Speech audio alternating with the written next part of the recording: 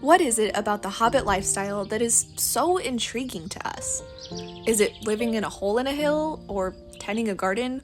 Maybe the smell of pipeweed, or running through a sunshine-covered field? And what does any of this have to do with creative burnout? Well, first of all, what is creative burnout? The Moo.com definition is, creative burnout is the feeling that you've drained all of your creativity and there is nothing left. If you're dreading to start work, feel tired and stressed all the time, and suspect you'll never be able to create something good ever again, you might be experiencing a creative burnout.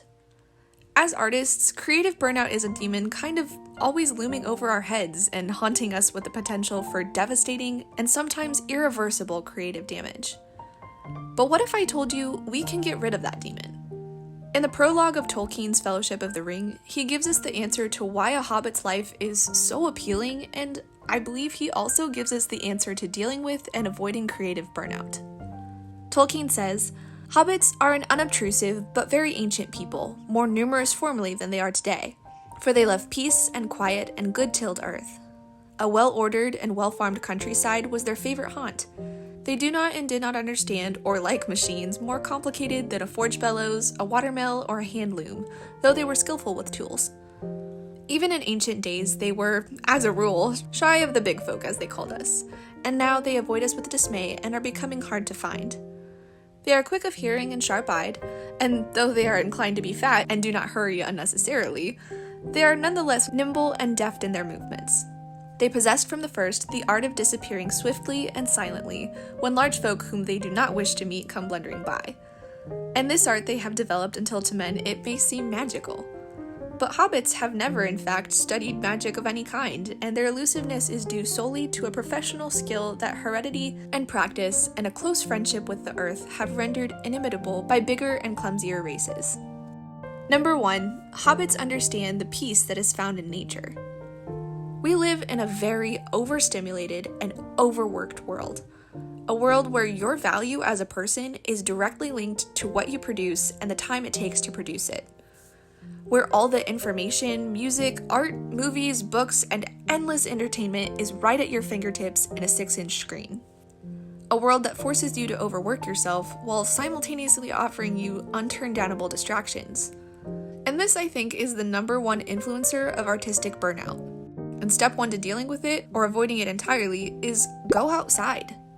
Nature has a way of stripping your mind of all the chaos and just letting you breathe for a minute. If you're anything like me, your mind is always thinking about art. The last piece you made and how you could have done better, the piece you want to make next, maybe you can even feel your fingers mimicking the brushstrokes in the air. Creativity is an extremely beautiful thing, but it is also incredibly draining. Nothing breaks me out of the creativity cage like going outside. Go for a walk, spend time in a garden, just sit on the porch and listen to the birds. It eases burnout by helping you let go of the pressure to create, while simultaneously warding off burnout by providing endless inspiration. You can't possibly go outside and not see something beautiful that will make an impact on your next piece. God created some pretty amazing stuff out there. Number 2, hobbits understand that limitations are a good thing. Have you ever gone into an art store and seen all the supplies, or maybe opened your drawing software to see 80,000 brushes just begging to be used, and felt a little overwhelmed? Yeah, me too. There are so many options, and every day companies are working to make even more. Technology and the engineering of new artistic tools is incredible and can be extremely life-changing for artists. But it can also be completely debilitating and suck the fun out of making art. When you have every tool available to you, it's literally impossible to get started. If you're feeling burnt out by all these options, just start with one. One tool, one idea, one color. Pick one and make something with it. Shut out all of the noise and just try one thing. You're not pigeonholing yourself by doing this. You're actually relieving the stress of having so many options. When you're creating, you're making thousands of micro decisions as you go. What color goes there? How should I hold my brush for this stroke here? What if I added this design over there? When you lessen the decision fatigue at the very beginning, you're a lot less likely to get burnt out. Number 3, hobbits move at their own pace. They don't bend to the pace that the rest of the world says is productive. They take their time and enjoy every moment. They move quickly and efficiently when they want to, but they also have no problem just sitting and enjoying a still, quiet afternoon. There's no hustle culture with hobbits. They simply exist at the pace that works for them. Do not let anyone dictate how prolific you are as an artist. Creativity is not something that can be forced or rushed. It just is. As an artist, you are allowed to move at your own pace and create in a way and in a timeline that works for you. Dealing with chronic illness has been a lifelong struggle for me, and trying to make it as an independent artist has been extremely difficult sometimes to navigate with that. The world constantly tells us to make, sell your soul to art. If you aren't painting all day, well, I guess you're not an artist. Don't forget to post that 6-second TikTok of your latest piece to be seen today and forgotten tomorrow. I've tried keeping up with that pace, and you know what happens? I get sick. Literally, physically ill. I deal with constant fatigue every day anyways, but trying to keep up with the pace that the world dictates will always push me over the edge. But this is my career and my creative journey. I get to decide what that looks like.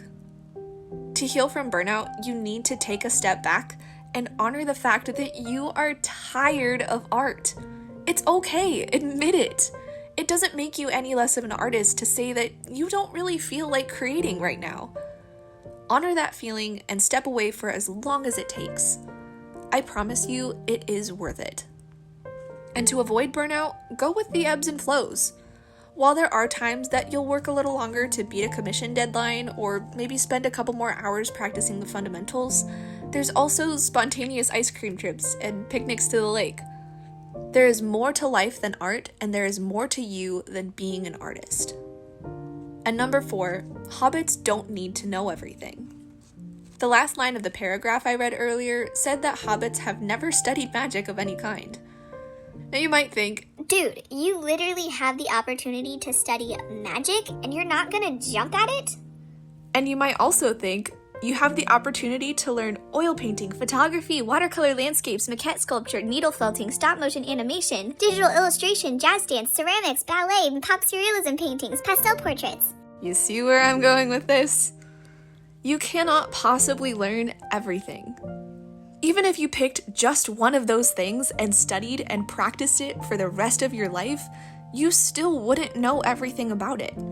Don't hear me say that education is a bad thing or that learning is fruitless, because it's absolutely not. We're literally learning every single day.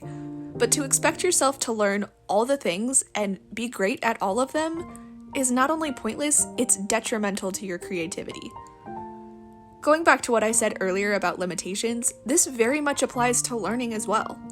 You are not obligated to learn figure drawing, portrait painting, perspective drawing, color theory, and value structures all at the same time, and you are definitely not obligated to be great at them. Spoiler alert, no artist has it all down, not even the masters like Leonardo da Vinci. Do your best, whatever that looks like, and be okay with not knowing everything. Be as proud of your best as a toddler hanging a finger painting on the fridge. If you want to learn something, learn it, but don't pressure yourself into mastering it. I think ultimately creative burnout comes down to pressure.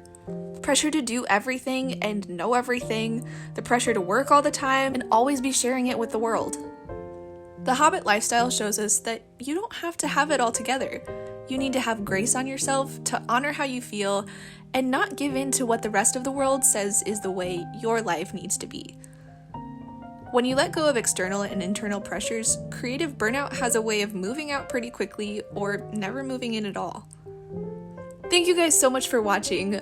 I know this video was a little bit different, but I hope you learned something from it, and I hope you enjoyed watching me paint Bilbo's hobbit hole. If you liked this video, please give it a like and comment down below something you like to do when you're feeling a little burnt out. Head on over to Patreon for some digital goodies or to my Etsy shop for some Happy Meal. Thanks again for watching, and I'll see you next week. Bye guys!